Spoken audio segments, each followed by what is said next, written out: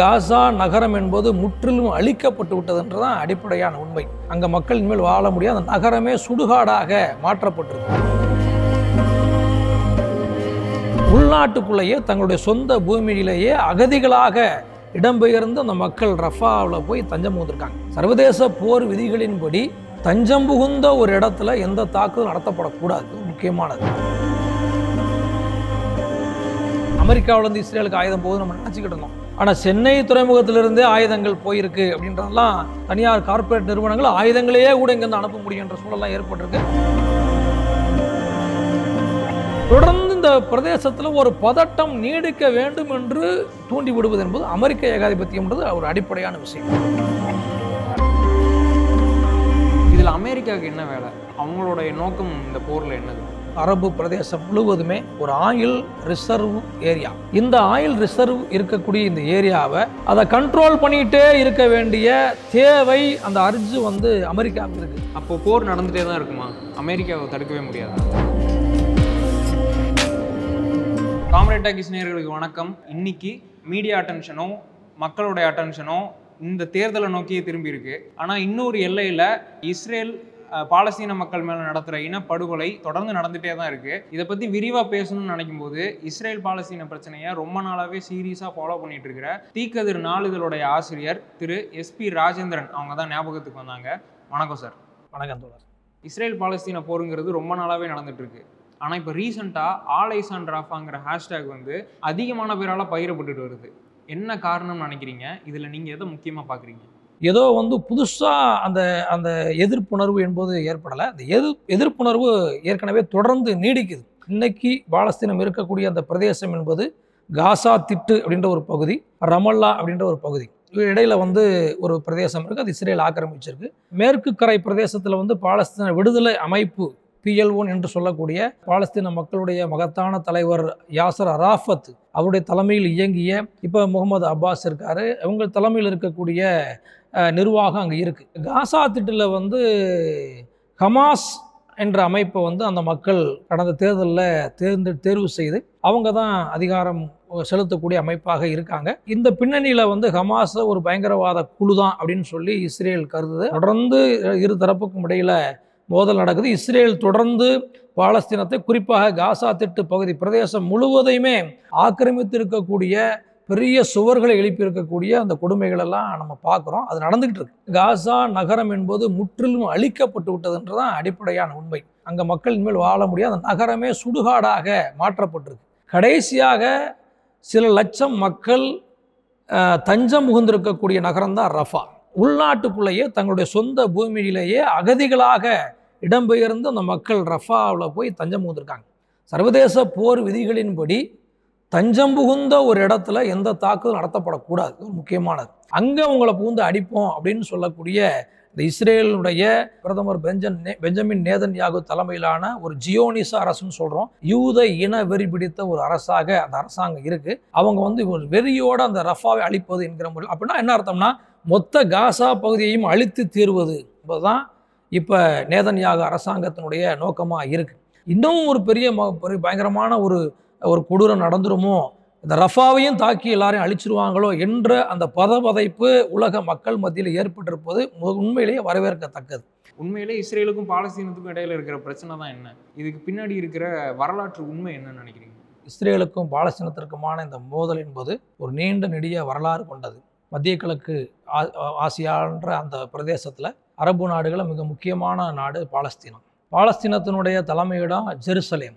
Jerusalem தான் 3 மதங்கள் பிறந்ததற்கான மிக முக்கியமான இடம். 1945 காலகட்டத்தில் ஹிட்லர் என்ன செஞ்சார்ன்ற ரொம்ப முக்கியம். ஹிட்லர் தன்னுடைய நாட்டில் ஜெர்மனியில் ஆரிய இனம்தான் மிக உயர்ந்தது என்ற அடிப்படையில் மற்ற இனங்களெல்லாம் தேடி தேடி அழிப்பது என்ற மிகப்பெரிய ஒரு கொடூரத்தை செஞ்சார். குறிப்பாக யூத இன மக்களை அவர் கூட்டம் கூட்டமாக படுகொலை செஞ்சார். அது உண்மை, அதில் ஒன்றும் சந்தேகம் இல்லை. இப்போ இந்த உலகம் முழுவதும் அங்கங்கே சிதறி கிடக்கக்கூடிய இந்த யூத மக்களை எல்லாம் ஏதாவது அவங்களுக்கு ஒரு இடத்தை கண்டுபிடிச்சு கொடுக்குற மாதிரி ஏற்பாடு செய்தால் யூத இன மக்களை தன்னுடைய ஆளுகைக்கு கீழ் கொண்டு வந்து விட முடியும் என்கிற முயற்சியில் பிரிட்டன் இறங்குது.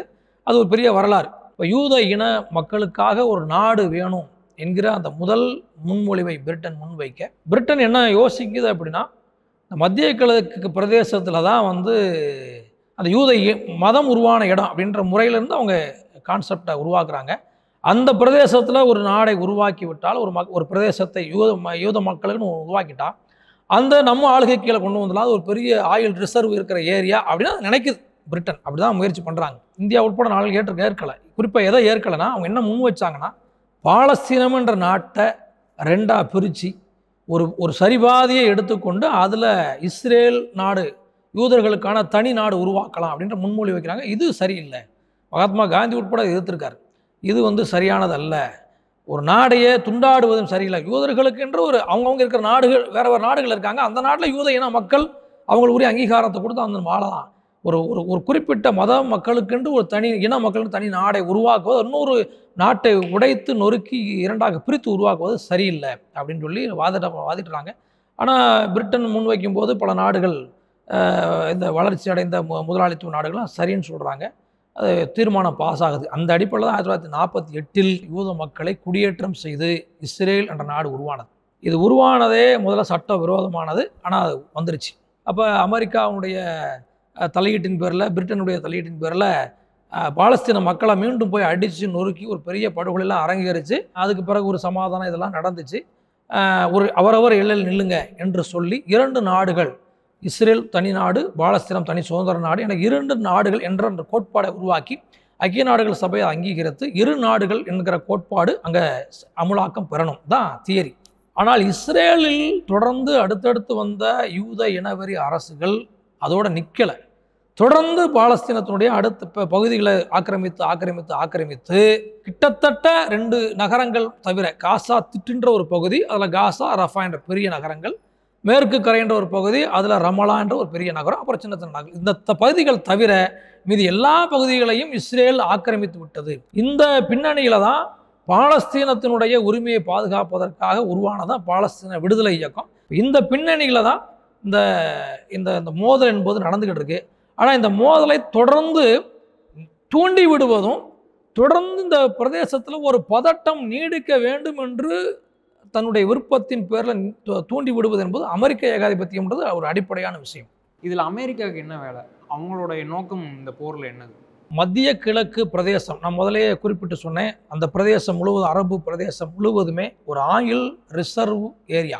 எண்ணெய் வளம் வந்து இன்னும் பல 100 ஆண்டுகளுக்கு தேவையான எண்ணெய் வளம் அந்த பிரதேசம் முழுவதும் பூமியில் இருக்கு. இந்த ஆயில் ரிசர்வ் இருக்கக்கூடிய இந்த ஏரியாவை அதை கண்ட்ரோல் பண்ணிக்கிட்டே இருக்க வேண்டிய தேவை அந்த அர்ஜு வந்து அமெரிக்காவுக்கு இருக்கு.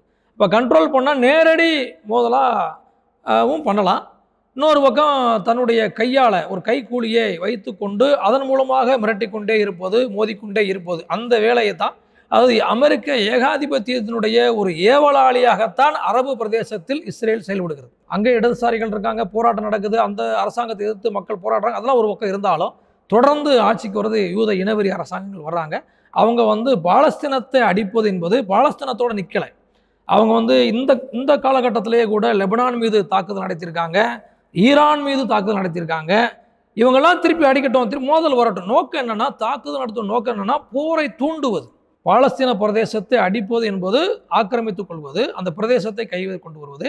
அதோடு சேர்ந்து அந்த ஒட்டுமொத்த மத்திய கிழக்கு முழுவதிலும் ஒரு போர் பதற்றம், ஒரு பதற்ற சூழல் இருந்து கொண்டே இருக்கணும். இருந்தாதான் அங்கே ஏகாதிபத்தியம் வந்து அங்கே தொடர்ந்து ஏதாவது ரோல் பண்ண முடியும்ன்ற முறையில் தான் அமெரிக்க ஏகாதிபத்தியம் சொல்லி தான் அது நடக்குது. இது ஒன்று. இன்னொரு முக்கியமான ரீசெண்ட் டெவலப்மெண்ட் என்னன்னா, சீனா தன்னுடைய உலகளாவிய தன்னுடைய வர்த்தகத்தை விரிவுபடுத்தும் பொருட்டு தன்னுடைய நட்புறவை, தன்னுடைய வர்த்தக உறவை, வணிக உறவெல்லாம் டெவலப் பண்ணுற அந்த நோக்கத்தோடு தான் சீனா வந்து இந்த நாடுகளோடு, குறிப்பாக மத்திய கிழக்கு நாடுகளோடு நல்ல உறவை ஏற்படுத்த துவங்கியது. அவங்க வந்து உலகளாவிய பொருளாதாரத்தில் தொடர்ந்து முன்னேறணும் என்ற அடிப்படையில் தான் பட்டுப்பாதை என்று சொல்லக்கூடிய அது பெல்ட் அண்ட் ரோடு, அது வந்து சீனாவுடைய பழைய காலத்து அவங்க வந்து பட்டு வியாபாரம் பண்ணுறதுக்காக போன அந்த நாடுகளின் வழியாக ஒரு வர்த்தக ரூட்டை இப்போ உருவாக்கியிருக்காங்க. அதுதான் பெல்ட் அண்ட் ரோடுன்னு சொல்கிறாங்க. குறிப்பாக அரபு பிரதேசத்தில் சீனாவுடைய செல்வாக்கு அதிகரிப்பது என்பது அமெரிக்காவுக்கு ஒரு எரிச்சலையும் ஆத்திரத்தையும் ஏற்படுத்துகிறது. அமெரிக்காவுடைய வர்த்தகத்திற்கே அது ஆபத்து என்கிற நிலைமை ஏற்படுகிறது. இதுக்கு இன்னொரு பின்னணி இருக்குது. டாலரில் தான் இதுக்கு முன்னாடி எல்லா உலகத்தில் வர்த்தகம் பூரா டாலரில் தான் நடக்குது. அமெரிக்காவோட டாலரில் தான் வர்த்தகம் நடக்குது. இப்போ சீனா, ஈரான் இவங்கெல்லாம் வந்து கொஞ்சம் பேசி ஒரு பேச்சுவார்த்தை தொடர்ந்து இதெல்லாம் நடைபெற்று சந்திப்புகள் நடைபெற்று உச்சி மாநாடுகள் நடைபெற்று டாலரிலிருந்து வெளியேறுவது அதற்கான முன்முயற்சியை மேற்கொள்வது என்ற முயற்சியில் ஈடுபடுறாங்க. எனவே இதெல்லாம் கால்குலேட் பண்ணி தான் இந்த பிரதேசத்தில் மீண்டும் மிக வலுவான முறையில் பதற்றத்தை அதிகப்படுத்தணும், தொடர்ந்து இந்த பிரதேசத்தில் பதற்றம் நீடித்து அவர் போராக மாறினா கூட பரவாயில்லை என்கிற இடத்திற்கு அமெரிக்க ஏகாதிபத்தியம் வந்திருக்கிறது. எனவே இப்படி ஒரு புவி அரசியல் என்பது இதன் பின்னணியில் இருக்கு என்பதை புரிந்து கொண்டால் பாலஸ்தீனத்தின் மீது இவ்வளவு நீண்ட தாக்குதலை முன்னாடி அடிப்பாங்க, திரும்ப இது பண்ணாங்க, பேச்சுவார்த்தை நடத்துவாங்க. இப்போ பேச்சுவார்த்தை தொடர்ந்து நடத்துகிறோம்னு சொன்னால் கூட ஹமாஸ் அமைப்பே இப்போ எகிப்துக்கிட்ட சொல்லுது, நாங்கள் பேச்சுவார்த்தை நடத்தி தயாராக இருக்கோம், நீங்கள் அவங்களோட பேசுங்கன்னு கூட சொல்கிறாங்க. ஆனால் இஸ்ரேல் அதை நிராகரிக்குது. சீனா இப்போ அமைதிக்கான மாநாடுன்னு சொல்லிட்டு இந்த போரை ஒட்டி ஒன்று நடத்தியிருந்தாங்க. இது என்ன மாதிரியான இம்பேக்டை உலகத்தில் ஏற்படுத்தும்னு நினைக்கிறீங்க? சீனா இப்போ சில நாட்களுக்கு முன்பு சீனா ப்ளஸ் அரபு நாடுகளுடைய உச்சி மாநாடு நடந்திருக்கு. அந்த மாநாட்டில் தான் ஒரு கால் கொடுத்துருக்காங்க. அவங்க ஆக்சுவலாக நடத்தினது என்பது வழக்கமாக நடக்கக்கூடிய வர்த்தக, பொருளாதார மற்றும் கலாச்சார உறவுகளை மேம்படுத்துவதற்கான மாநாடு தான். அந்த அடிப்படையில் ரெகுலராக இப்போ நடத்திக்கிட்டு இருக்காங்க. இப்போ ரீசெண்ட் பீரியடில் இதெல்லாம் நடந்துக்கிட்டு இருக்கு. இந்த மாநாட்டில் இப்போ சீன ஜனாதிபதி பேசும்போது சொல்லியிருக்காரு, ஒரு சமாதானத்தை உருவாக்கணும், அமைதியை உருவாக்கணும், முதல்ல அரபு பிரதேசத்தில் அமைதி உருவாக்கணும், அதுக்கு எல்லாரும் முன்வரணும்னு சொல்லியிருக்காரு. இது ரொம்ப முக்கியமான ஸ்டேட்மெண்ட். உடனடியாக போரை நிறுத்தணும் என்ற குரலை வலுப்படுத்தும் விதமாக அமைதி மாநாடாக நடத்துவோம் என்ற முறையில் ஒரு ப்ரொபோசல் முன்மொழிவை சீனா முன் வச்சிருக்கு. இப்போ இஸ்ரேலை சுற்றி நிறைய முஸ்லீம் கண்ட்ரிஸ் இருக்குது, இஸ்லாமிய நாடுகளே இருக்குது, நல்ல வலுவான நாடுகளாக தான் இருக்காங்க. ஆனால் இந்த விஷயம் இஸ்ரேல் பாலஸ்தீன்ங்கிற விஷயம் வரும்போது மட்டும் அவங்க அமைதி காக்குறாங்களே, இதுக்கான காரணம் என்ன நினைக்கிறீங்க? அவங்க தொடர்ந்து குரல் கொடுக்குறாங்க, இல்லைன்னு சொல்லிட முடியாது. குறிப்பாக ஈரான் போன்ற நாடுகள், லெபனான் போன்ற நாடுகள், நீங்கள் அடித்தா நாங்கள் அடிப்போம், நீங்கள் காசாவை அடித்தா நாங்கள் அடிப்போம்னு சொல்லி லெபனானுடைய ஹிஸ்புல்லா அமைப்பும் அதுக்கு உடனடியாக ரியாக்ட் பண்ணாங்க. இப்படிலாம் நடந்தது. ஈரான் முதலேருந்தே வான் பண்ணுறாங்க. ஆனால் என்னென்னா இவங்களாம் நிதானம் காக்குறாங்க. இந்த நிதானம் என்பது உண்மையிலேயே பாராட்டத்தக்கதுன்னு சொல்லி. ஏன்னா இவங்க எல்லாரும் மொத்தமாக போரில் இறங்கிட்டா அதுதான் அமெரிக்காவுடைய விருப்பம். அமெரிக்காவுடைய விருப்பம் என்னென்னா, நான் சீண்டுனா நீ வருவ, லெபனான் வரும், லெபனான் அடிக்கலாம், திரும்ப லெபனான் ஒரு போரில் இறங்கும். லெபனானா பக்கத்தில் பல நாடுகள் இருக்குது, அப்படியே ஈரான் இருக்குது. ஈரான் ஒரு பெரிய நாடு, அரபு பிரதேசத்தில், மத்திய கிழக்கு பிரதேசத்தில் பெரிய நாடு ஈரான். ஈரான் இந்த போரில் இறங்க வேண்டும் என்பது அமெரிக்காவோட விருப்பம். ஈரான் இந்த போரில் இறங்குச்சுன்னா அது ஒரு பெரிய ஒரு வாராக ஈரான் இறங்குச்சுன்னா அப்புறம் பக்கத்தில் ரஷ்யா இருக்குது. அப்போ ரஷ்யா தன்னை பாதுகாத்துக்கொள்வதற்கா அது இறங்க வேண்டிய நிலைமை வரும். அப்புறம் இப்படியே டெவலப் ஆகும். ஒரு உலகளாவிய ஒரு நிர்பந்தம், ஒரு அழுத்தத்தை இப்போ ஏற்படுத்த வேண்டியது அமெரிக்காவுக்கு தான். இஸ்ரேலு கட்டாயமும் அதை கேட்க போகிறது இல்லை. இஸ்ரேல் வெறியோடு இருக்குது. இஸ்ரேலை தூண்டி விடுவது யார் என்பதை பார்த்து அமெரிக்கா தான் தூண்டி விடுது. எனவே ஒரு உலகளாவிய ஒரு நிர்பந்தத்தை ஏற்படுத்துவதற்காக தான் அமைதி மாநாடு அப்படின்ற அந்த வடிவத்தை சீனா முன் வச்சிருக்குன்றது நான் பார்க்குறேன். இப்போ இந்திய மக்கள் அவங்களோட போராட்டத்தால், பல போராட்டங்கள் நடந்திருக்கீங்க, அவங்களோட போராட்டத்தால் பாலஸ்தீனத்தை ஆதரிக்கிறாங்க. இந்திய அரசோட நிலைப்பாடு என்ன? இந்த அரசாங்கம் என்பது நேரடியாக இஸ்ரேலுக்கு ஆதரவாகத்தான் இருக்கிறது, அதில் ஒன்றும் சந்தேகம் நமக்கு இல்லை. ஆனால் அது இந்திய அரசாங்கத்துடைய நீண்டகால நிலைப்பாடு என்பது பாலஸ்தீனம் என்பது சுதந்திரமான நாடு, அதில் எந்த மாற்று கருத்தும் இல்லை. அந்த நிலைப்பாட்டிலிருந்து விலகி செல்லக்கூடிய விதத்தில் மோடி அரசாங்கத்தினுடைய செயல்பாடு இருந்தது. ஹமாஸ் தாக்குதல் நடந்து அதுக்கப்புறம் இம்மிடியட்டாக இஸ்ரேல் காசா மீது போர் தொடுக்க போர்னு சொன்ன உடனே அது இம்மிடியட்டாக வரவேற்றவர் நரேந்திர மோடி. அப்புறம் இந்திய மக்களும் அதே போல் இந்திய அரசியல் கட்சிகள், உலக நாடுகள், பல நாடுகளும் இந்தியா அப்படி ஒரு ஸ்டாண்ட் எடுத்து தப்புன்னு கொஞ்சம் ப்ரெஷர் பண்ண உடனே அடுத்த சில நாட்கள்லையே வெளியுறவுத்துறை அமைச்சர் ஜெய்சங்கர் மூலமாக ஒரு ஸ்டேட்மெண்ட் விட்டு, இல்லை இந்தியா பாலஸ்தீனத்திற்கு ஆதரவாக தான் நிற்குது என்ற முறையில் ஸ்டேட்மெண்ட் விட்டாங்க. பாஜக ஆளக்கூடிய அந்த மாநிலங்களில் இஸ்லாமிய வெறுப்பு என்பது சமூக அளவில் ஒரு விஷம் போல பரப்பப்பட்டிருக்கு. அதனுடைய விளைவாகத்தான் அங்கே அடி வாங்கிறது இஸ்லாமியர்கள் தான். எனவே அது எதிர்க்க வேண்டியதில்லை என்ற அந்த சென்ஸ் என்பது இங்கே பரப்பப்பட்டிருக்கு. அது பிஜேபி வலுவாக பரப்பியிருக்கு. பிஜேபியினுடைய அனைத்து ஊடகங்களும், அனைத்து ஊடக ஆதரவாளர்களும், அதே போல் பிஜேபி ஆர்எஸ்எஸ் ஊதுகுழல் எல்லாருமே அதை பரப்பியிருக்காங்க. அந்த பின்னணியில் தான் இந்த இந்தியாவில் அப்படிப்பட்ட ஒரு வலுவான போராட்டம் என்பது இம்மிடியட்டாக எழவில்லை. இப்போ அமெரிக்கா, சீனா, இந்தியா இதை தவிர மற்ற நாடுகள் இருக்காங்க. இவங்கெல்லாம் யாருக்கு ஆதரவாக இருக்காங்க? சென்னையிலிருந்து அதை விட ஒரு ஒரு மோசமான விஷயம், எங்கேயோ இருந்து ஆயுதம், அமெரிக்காவிலேருந்து இஸ்ரேலுக்கு ஆயுதம் போகுது நம்ம நினச்சிக்கிட்டு இருந்தோம். ஆனால் சென்னை துறைமுகத்திலிருந்தே ஆயுதங்கள் போயிருக்கு அப்படின்றதெல்லாம் தனியார் கார்ப்பரேட் நிறுவனங்கள் ஆயுதங்களையே கூட இங்கேருந்து அனுப்ப முடியுன்ற சூழலாம் ஏற்பட்டிருக்கு. அப்படிலாம் போச்சு. ஒரு கப்பல் போச்சு. அந்த கப்பலை ஸ்பெயினில் தடுத்து நிறுத்தி, ஸ்பெயின் அரசாங்கம் தடுத்து நிறுத்தியது ஒரு முக்கியமான ஒரு நிகழ்வு.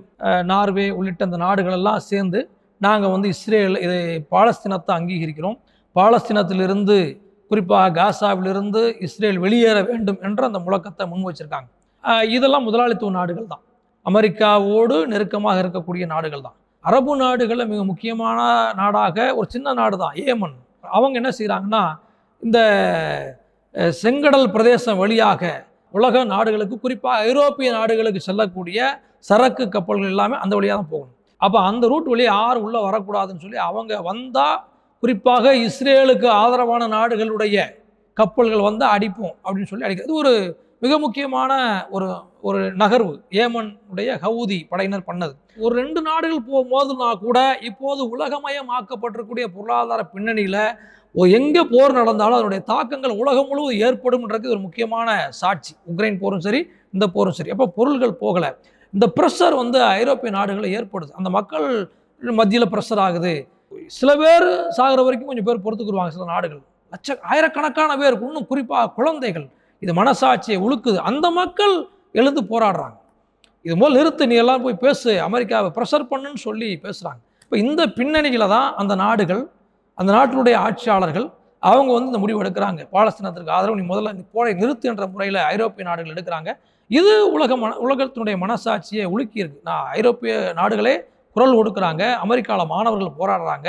இந்த பின்னணியில் முதலாளித்துவ நாடுகளுக்குள்ளேயே குறிப்பாக அமெரிக்காவுக்கு எதிரான ஒரு சிந்தனை என்பது அவங்க ரொம்ப அதீதமாக போகிறாங்க, ஸ்டெப் அதிகமாக இருக்கே அப்படின்ற முறையில் அதை தடுத்து நிறுத்துவதற்கான முயற்சியில் இறங்கியிருக்காங்க. இது ஒரு மிக முக்கியமான நகர்வாக பார்க்கலாம். இப்போ போர் வந்து நின்னே ஆகணும், நான் வந்து ஒரு சாமானியன், நான் என்ன பண்ணணும்? அது மட்டும் இல்லாமல் போர் நிற்கிறதை தாண்டி இந்த இஸ்ரேல் பாலஸ்தீன பிரச்சனையில் என்ன தான் சொல்யூஷன்? இந்த 2 பாயிண்ட்டும் ரொம்ப முக்கியமானது.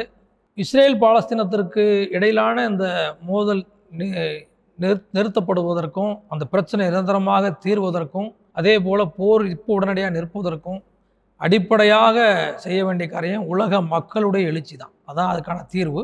எப்படி 1970களில் வியட்நாம் மீதான நீண்ட நெடிய யுத்தத்தை அமெரிக்க ஏகாதிபத்தியம் நடத்திய போது உலகம் முழுவதும் மகத்தான எழுச்சி ஏற்பட்டது. அப்படி ஏற்படுத்தினா மட்டும்தான் இப்போ இந்த போர் உடனடியாக நிற்கணும்னா அது அமெரிக்கா நினைச்சா மட்டும்தான் முடியும். அதான் பளிச்சுன்னு தெரிகிற விஷயம் இது ஒன்று தான். இப்போ ஜோ பைடன் அரசாங்கம் முடிவெடுக்காமல் இஸ்ரேலை நிர்பந்திக்காமல் நடக்காது.